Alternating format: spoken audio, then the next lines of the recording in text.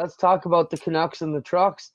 Jason White with a great finish there. Raphael Lessard and both Stuart Friesen ended up at points were running very well throughout the day.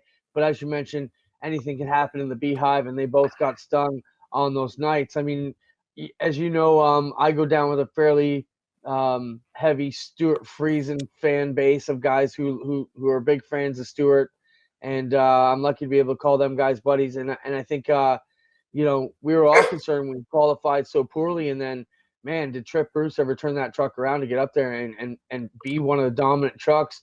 Led for a long time, was fast when he needed to, but as you mentioned, it was one of those deals where he just got sucked in the middle, and from there it put you in a bad spot far enough back that he just couldn't get out of it.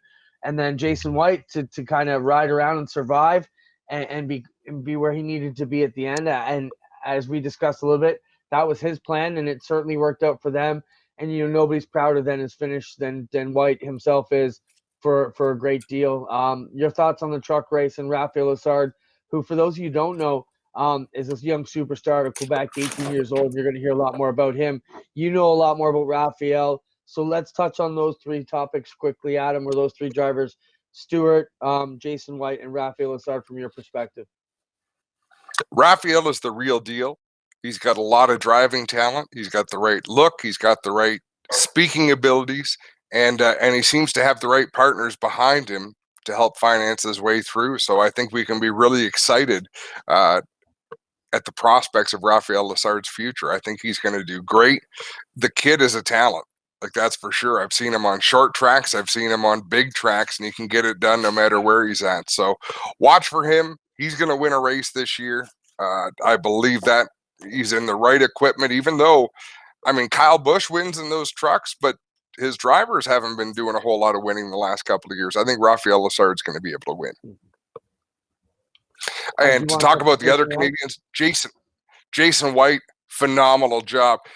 And you have to remember, some of these teams are low-dollar teams.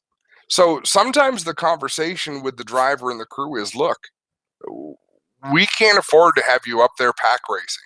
That's not what we're here for.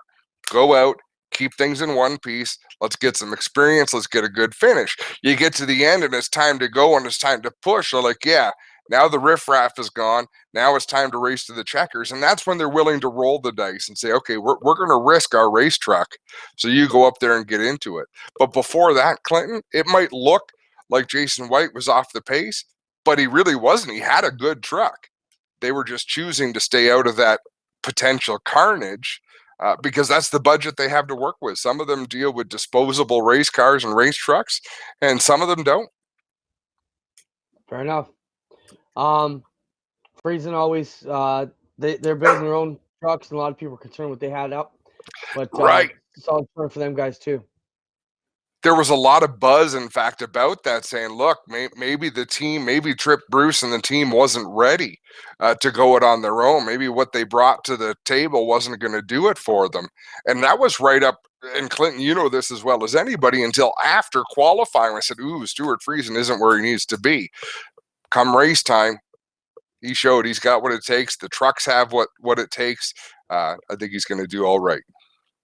Yeah, his dad, Jamie, was one of the first guys I saw in the infield at Daytona because Stuart was doing ride-alongs, and I've actually got my hands coming on some of that video. So next week, hopefully, we'll take you for an in-car ride along with Stuart Friesen as he did the Richard Petty ride-along, and basically get to pick what driver you want. And Jamie Friesen was telling me they bought 7 new trucks from Kyle Busch Motorsports. So it's certainly not, nice. It's the best of the best they're in now. Yep. And I finally felt as though the broadcast team was giving Stuart the respect he deserves. And they did last year in the championship weekend, leading up to the championship weekend. But I felt right up until about 3/4 of the way through the year last year, I still didn't think Friesen was getting the love he deserved for how well he had been doing, how well that team had been doing.